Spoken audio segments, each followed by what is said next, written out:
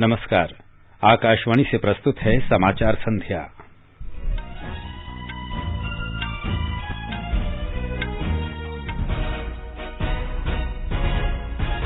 प्रधानमंत्री नरेंद्र मोदी कल प्रधानमंत्री किसान सम्मान निधि योजना की 10वीं किस्त 10 करोड़ किसानों के खातों में जारी करेंगे। जीएसटी परिषद ने कपड़े पर जीएसटी की दर यथावत 5% बनाए रखने का फैसला किया। केंद्र सरकार ने राज्यों और केंद्र शासित प्रदेशों को कोविड जांच बढ़ाने के निर्देश दिए। 15 से 18 वर्ष के किशोरों के टीकाकरण के लिए कोविन पोर्टल पर कल से पंजीकरण शुरू होगा। कोविड प्रतिबंधों के कारण देश और विदेशों में मनाए जाने वाला नए साल का जश्न फीका। शिक्षा मंत्री धर्मेंद्र प्रधान 100 दिन के पढ़े भारत अभियान का कल शुभारंभ करेंगे। और दुबई में भारत ने श्रीलंका को 9 विकेट से हराकर अंडर-19 एशिया कप क्रिकेट का खिताब जीता। स्मृति मंधाना को आईसीसी महिला क्रिकेटर ऑफ द ईयर 2021 के लिए प्रतिष्ठित राचेल हीहो फ्लिंट ट्रॉफी के लिए नामित किया गया।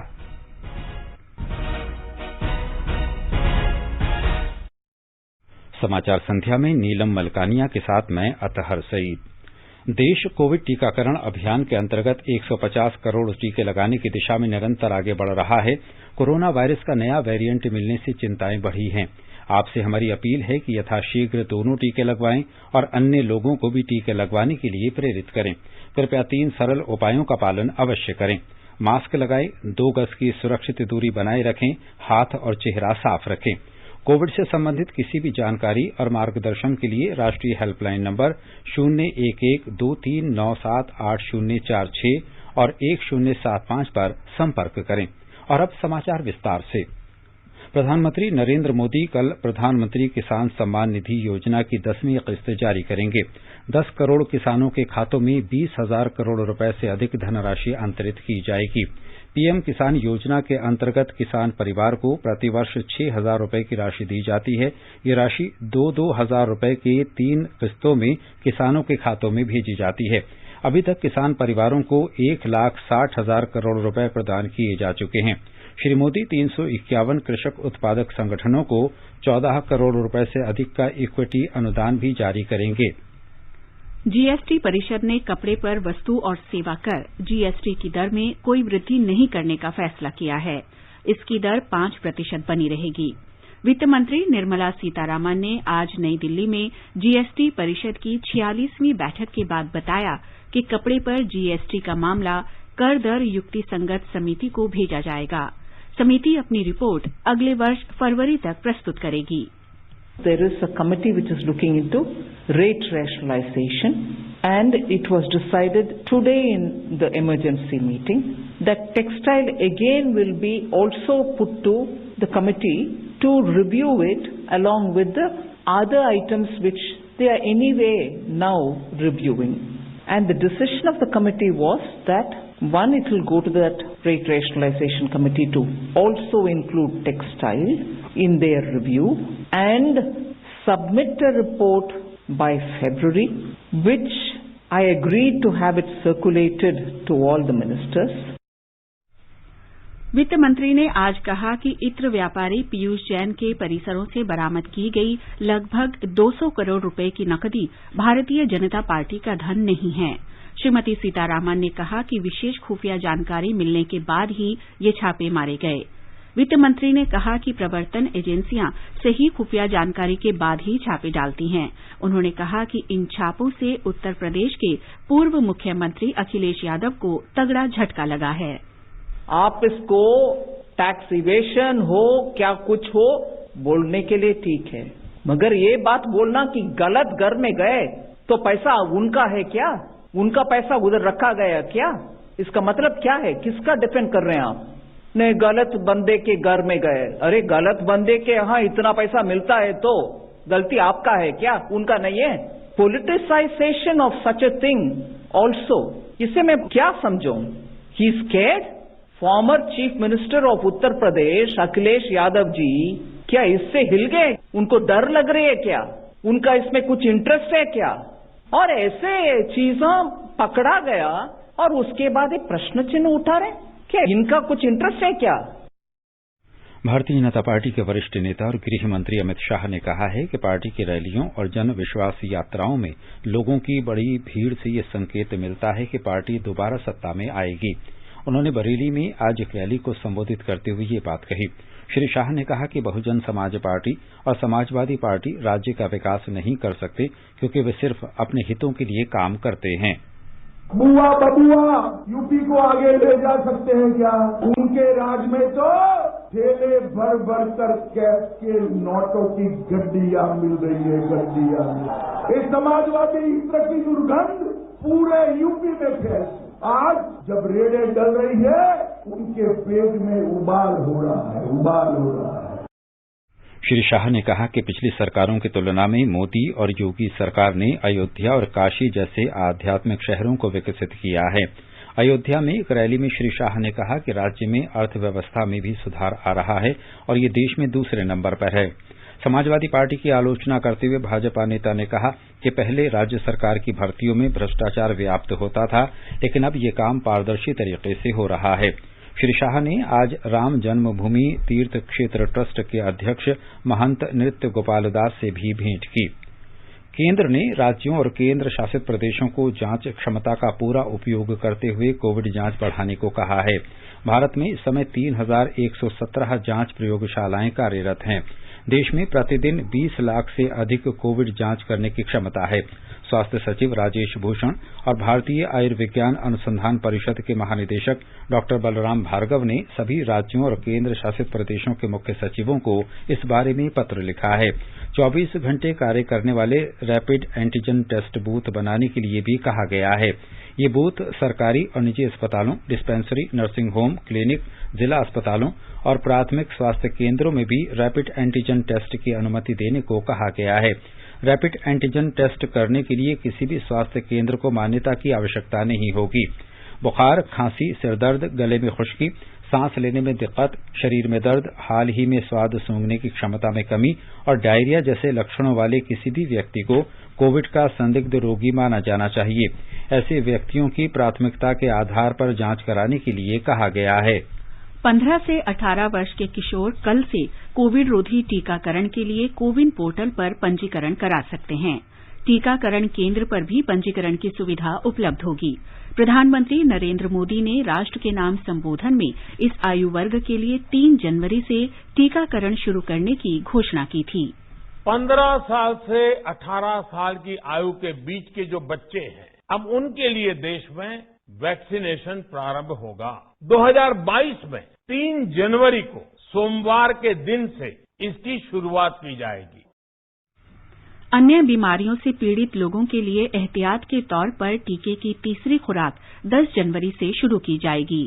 अधिक आयु वाले हैं और पहले से ही किसी न किसी गंभीर बीमारी से पीड़ित है, उन्हें प्रिकॉशन लेना सलाह योग्य है। 60 वर्ष से ऊपर की आयु के कोमॉर्बिडिटी वाले नागरिकों को उनके डॉक्टर के सलाह पर वैक्सीन की प्रिकॉशन डोज का विकल्प उनके लिए उपलब्ध होगा। ये भी 10 जनवरी से प्रारंभ होगा। स्वास्थ्य मंत्रालय ने पात्र लाभार्थियों के लिए टीकाकरण में और तेजी लाने के लिए राज्यों और केंद्र शासित प्रदेशों के साथ समन्वय बढ़ा दिया है। कोविन प्लेटफॉर्म के प्रमुख डॉक्टर आरएस शर्मा ने कहा है कि वैक्सीन का पहला एहतियाती टीका health care, front line workers और 60 वर्ष से ऊपर के आयु वर्ग के उन लोगों को दिया जाएगा जिन्होंने 9 महीने पहले दूसरा टीका लगवाया हो। हमारे फ्रंट लाइन वर्कर्स और हेल्थ वर्कर्स हैं, उनके लिए भी अगर उनका दोनों टीके लग चुके हैं और 9 महीने पूरा हो चुके हैं, तब वो एलिजिबल हो जाते हैं प्रिकॉशनरी डोज के लिए। तो ये कार्यक्रम भी 10 जनवरी से प्रारंभ होगा। तो उसके लिए उनको रजिस्ट्रेशन कराने की जरूरत नहीं है, वो सीधा अपने केंद्र पे जा सकते हैं। देश ने कोविड टीकाकरण अभियान के तहत 145 करोड़ से अधिक टीके लगाकर एक और कीर्तिमान स्थापित किया है। स्वास्थ्य मंत्री मनसुख मांडविया ने डॉक्टरों, वैज्ञानिकों, स्वास्थ्य देखभाल और अग्रिम पंक्ति के कार्यकर्ताओं का साहस, समर्पण और संकल्प से 2021 के चुनौतीपूर्ण साल का मुकाबला करने के लिए उनका आभार व्यक्त किया। केंद्र सरकार ने कहा है कि देश में अब तक 1,270 मरीजों में ओमिक्रॉन संक्रमण की पुष्टि हुई है। इनमें से 374 मरीज स्वस्थ हो चुके हैं। महाराष्ट्र में सबसे अधिक 450 और दिल्ली में 320 मरीज आए हैं। 23 राज्यों और केंद्र शासित प्रदेशों में ओमिक्रॉन संक्रमण के मरीज मिले हैं। इस बीच कल 16,764 कोविड के नए मरीजों की पुष्टि हुई। 7,585 मरीज संक्रमण से ठीक हुए। स्वस्थ होने की राष्ट्रीय दर 98.36% हो गई है। राष्ट्रपति भवन और राष्ट्रपति भवन संग्रहालय आम जनता के लिए कल से अगली सूचना तक बंद रहेगा। राष्ट्रपति सचिवालय ने कहा है कि कोविड के प्रसार को देखते हुए एहतियात के तौर पर यह निर्णय लिया गया है। चेंज ऑफ गार्ड समारोह भी अगली सूचना तक स्थगित रहेगा। ये समाचार हमारी वेबसाइट newsonair.com/hindi और हमारे mobile app news on AIR पर भी उपलब्ध हैं। सबका साथ, सबका विकास, सबका विश्वास, सबका प्रयास। सबके प्रयास से हो रहा है राष्ट्र निर्माण, जिसमें इनकम टैक्स है आपका योगदान। और जब ई फाइलिंग से हुआ है इनकम टैक्स रिटर्न भरना इतना आसान, तो फिर देर क्यों करें? 31 दिसंबर 2021 या उससे पहले www.incometax.gov.in पर अपनी इनकम टैक्स रिटर्न को ई फाइल करना ना भूलें। समय से इनकम टैक्स रिटर्न भरने पर रिफंड्स भी जल्दी आ जाते हैं। लॉसेस को कैरी फॉरवर्ड किया जा सकता है। लोन और वीजा एप्लीकेशन की प्रोसेसिंग में भी ITR सहायक है। नए ई फाइलिंग पोर्टल पर 3 करोड़ से भी अधिक इनकम टैक्स रिटर्न फाइल किए जा चुके हैं। तो फिर आप भी समय न गवाएं। आज ही अपने इनकम टैक्स रिटर्न को ई फाइल करें। अधिक जानकारी और रिटर्न फाइल करने के लिए विजिट करें www.incometax.gov.in। पहले जो सरकार में थे वो यहाँ जमीनों पर अवैध कब्जे करवाते थे। आज ऐसे माफियाओं पर जुर्माना लग रहा है, बुलडोजर चल रहा है। हमारे नए उत्तर प्रदेश में माफियाओं, दंगाइयों और भ्रष्टों पर हो रहा प्रहार है। इसीलिए फर्क साफ है। 2017 से पहले भूमाफिया रहते थे मौज में, 2017 के बाद रहते हैं जेल में। फर्क साफ है। 2017 से पहले मारा जाता था गरीबों का हक। 2017 के बाद PM आवास के जरिए मिली पक्की छत। फर्क साफ है।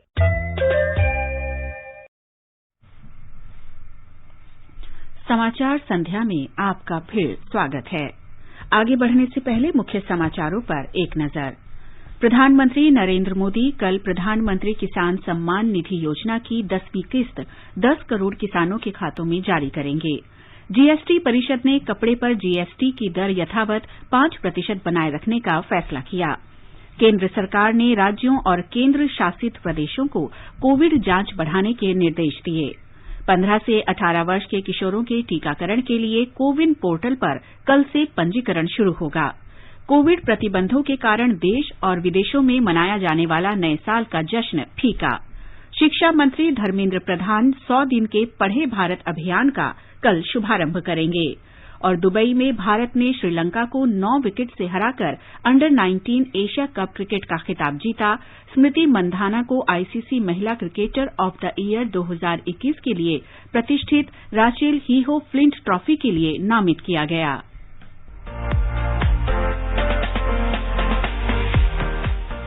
बीते साल की खट्टी मीठी यादों को समेटकर आकाशवाणी का समाचार सेवा प्रभाग 31 दिसंबर की रात 9:30 बजे प्रसारित करेगा कार्यक्रम वर्ष 2021 की एक झलक। इसे आप सुन सकते हैं FM गोल्ड 100.1 मेगाहर्ट्ज और अतिरिक्त मीटरों पर। ये कार्यक्रम हमारी website newsonair.nic.in, YouTube channel news on AIR official और हमारे ट्विटर हैंडल @AIRNews अलर्ट्स पर भी उपलब्ध होगा।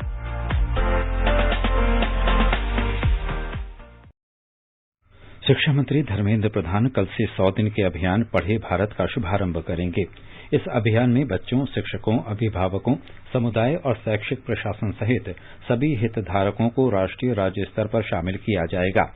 इसका उद्देश्य विद्यार्थियों के सीखने के स्तर में सुधार लाना है। इस अभियान के अंतर्गत बच्चों में रचनात्मकता, विवेचनात्मकता, शब्दावली और मौखिक तथा लिखित रूप से अभिव्यक्ति की योग्यता विकसित की जाएगी। इससे बच्चों को अपनी परिस्थितियों और वास्तविक जीवन की सच्चाइयों को समझने में मदद मिलेगी। सरकार ने कहा है कि प्रधानमंत्री कृषि सिंचाई योजना हर खेत को पानी के तहत सिंचाई के लिए 22,500 से अधिक कुओं का निर्माण किया गया है। जल शक्ति मंत्रालय ने बताया कि इस साल नवंबर तक लगभग 36,000 छोटे और सीमांत किसान इस योजना से लाभान्वित हो चुके हैं। हर खेत को पानी योजना सिंचाई को ध्यान में रखकर तैयार की गई थी। इस योजना के तहत लाभार्थी छोटे और सीमांत किसान हैं और इनमें अनुसूचित जाति और अनुसूचित जनजाति तथा महिला किसानों को प्राथमिकता दी जाती है। मंत्रालय ने कहा है कि अब तक 12 राज्यों में 1,719 करोड़ रुपए की 15 परियोजनाओं को मंजूरी दी गई है। वर्ष 2020-21 में कृषि और प्रसंस्कृत खाद्य उत्पादों का निर्यात बढ़कर 15,30,000 करोड़ रुपए से अधिक हो गया है। कृषि और प्रसंस्कृत खाद्य उत्पाद विकास प्राधिकरण की बास्केट के तहत गैर बासमती चावल और भैंस का मांस निर्यात किया गया। वर्ष 2011-12 की अवधि में कुल 83,480 करोड़ रुपए का निर्यात हुआ था। सरकार ने कहा है कि राष्ट्रीय राजमार्ग निर्माण में 50% से अधिक की बढ़ोतरी हुई है। सड़क परिवहन और राजमार्ग मंत्रालय ने कहा कि पिछले 7 वर्षों में राष्ट्रीय राजमार्गों की लंबाई 91,000 किलोमीटर बढ़कर 1,41,000 किलोमीटर हो गई है। सरकार ने कहा है कि डिजिटल लेन-देन की संयोजित वार्षिक वृद्धि दर 50% तक बढ़ी है। इलेक्ट्रॉनिक्स और सूचना प्रौद्योगिकी मंत्रालय ने कहा है कि डिजिटल लेन-देन 2016-17 के 1,085 करोड़ रुपए से बढ़कर 2020-21 में 5,554 करोड़ हो गई है। सीबीआई ने भारतीय राष्ट्रीय राजमार्ग प्राधिकरण के क्षेत्रीय अधिकारी सहित 4 लोगों को 20 लाख रुपए की कथित रिश्वत लेने के मामले में गिरफ्तार किया है। इस मामले में नई दिल्ली, बेंगलुरु, कोच्चि, गुड़गांव और भोपाल में आरोपियों के परिसरों में तलाशी ली जा रही है। 4 करोड़ रुपए जब्त किए गए। और अब आर्थिक जगत की खबरों के साथ है मनोज पाठक।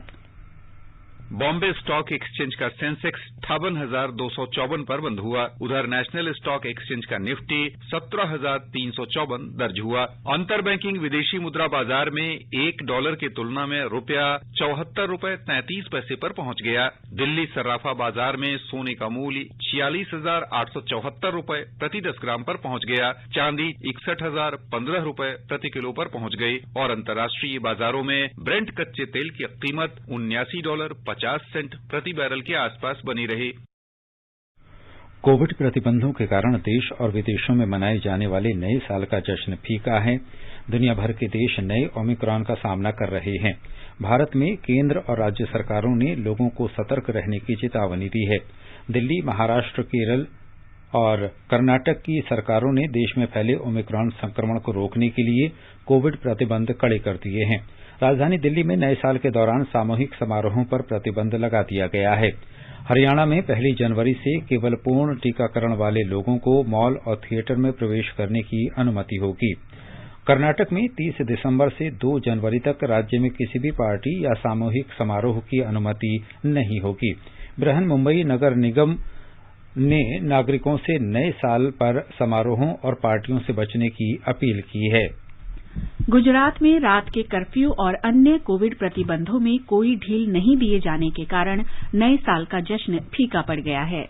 हमारे संवाददाता ने बताया है कि पिछले सप्ताह राज्य के 8 बड़े शहरों में लगाए गए रात के कर्फ्यू को 7 जनवरी तक बढ़ा दिया गया है।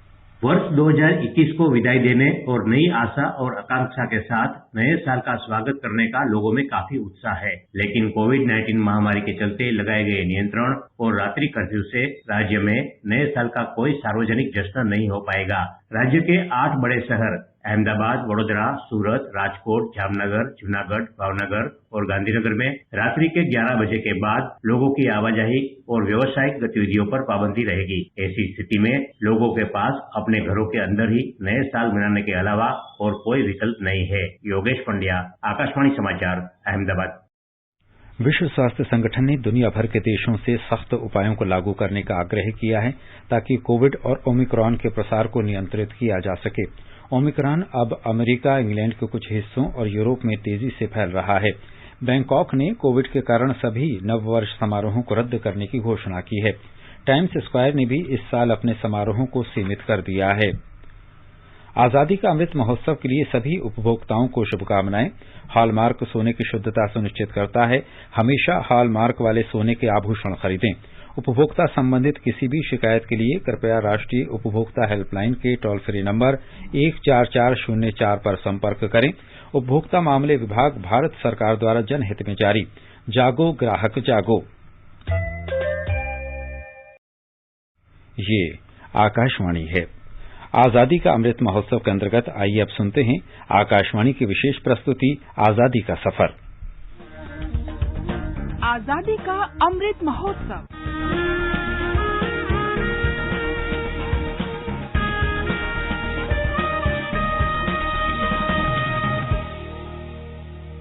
आजादी का सफर आकाशवाणी समाचार के संग। एक राष्ट्र का जन्म। भारत का गौरवशाली स्वतंत्रता संग्राम आधुनिक विश्व के महानतम संघर्षों में से एक है। आकाशवाणी समाचार आपके लिए प्रतिदिन इस संग्राम की एक झलक लेकर आता है।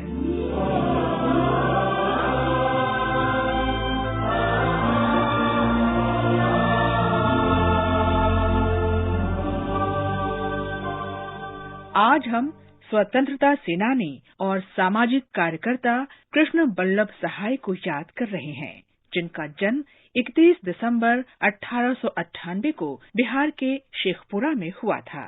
स्नातक की पढ़ाई पूरी करने के तुरंत बाद कृष्ण बल्लभ आजादी की लड़ाई में कूद पड़े। 1930 और 1934 के बीच सविनय अवज्ञा आंदोलन में भाग लेने के कारण उन्हें 4 बार जेल जाना पड़ा।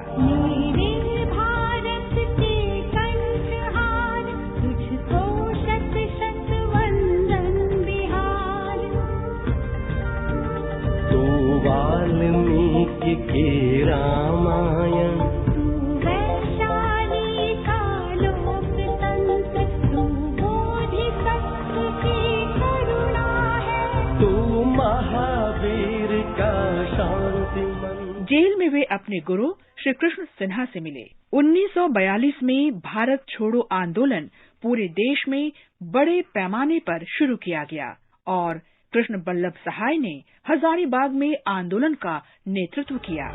तू आर्यभट्ट, तू शेरशाह, तू कुंवर सिंह बलिदानी है, तू बापू की है कर्म भूमि, धरती का नंदन वन बिहार। ब्रिटिश सरकार ने सभी नेताओं की तत्काल गिरफ्तारी का आदेश दिया और कृष्ण बल्लभ को हजारीबाग जेल भेज दिया गया। जेल में उन्होंने 9 नवंबर 1942 को रामनंदन मिश्र, योगेंद्र शुक्ल, सूरज नारायण सिंह, गुलाबचंद गुप्ता और शालिग्राम सिंह के साथ जयप्रकाश नारायण को जेल से निकालने में महत्वपूर्ण भूमिका निभाई। परिणाम स्वरूप उन्हें कठोर कारावास के आदेश के साथ भागलपुर जेल भेज दिया गया। उन्होंने भारत की संविधान सभा के सदस्य के रूप में भी काम किया। अब तू माथे का विजय तिलक, तू आँखों का अंजन बिहार, शत वंदन बिहार, मेरे भारत के। आजादी के बाद जब बिहार में अंतरिम सरकार बनी तो कृष्ण बल्लभ सहाय को राजस्व मंत्रालय का प्रभार सौंपा गया। उन्हें 1952 में जमींदारी व्यवस्था को खत्म करने के लिए देश में पहला अग्रणी कानून लिखने और भूमि सुधारों में प्रमुख भूमिका निभाने का श्रेय जाता है। 5 मई 1974 को पटना से हजारीबाग जाते समय एक सड़क दुर्घटना में उनका निधन हो गया। इस महान आत्मा को हमारी श्रद्धांजलि।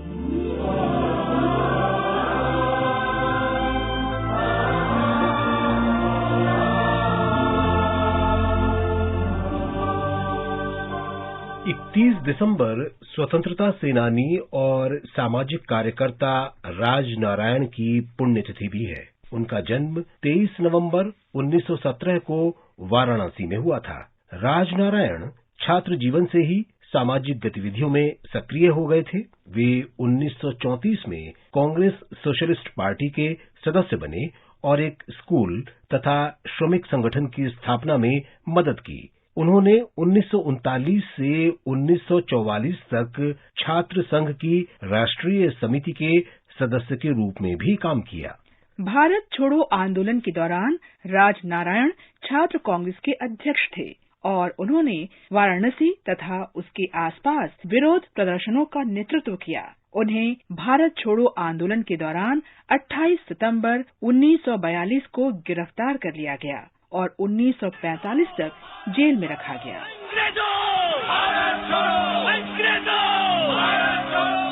जब देश आजाद हुआ, राजनारायण सोशलिस्ट पार्टी में शामिल हो गए।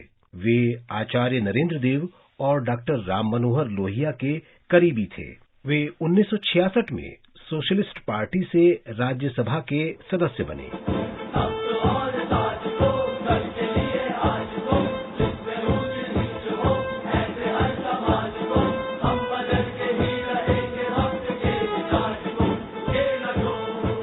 राजनारायण ने जनता पार्टी सरकार के दौरान स्वास्थ्य मंत्री के रूप में भी सेवाएं दी। 31 दिसंबर 1986 को 69 साल की आयु में उन्होंने अंतिम सांस ली। 31 दिसंबर तमिल पत्रकार टी.एम. चिदम्बरा रघुनाथन की भी पुण्यतिथि है, जिन्हें 1942 में भारत छोड़ो आंदोलन में भाग लेने पर जेल भेजा गया था। इसके साथ ही आजादी का सफर आकाशवाणी समाचार के संग श्रृंखला का ये अंक समाप्त हुआ। मिलते हैं कल अगली कड़ी।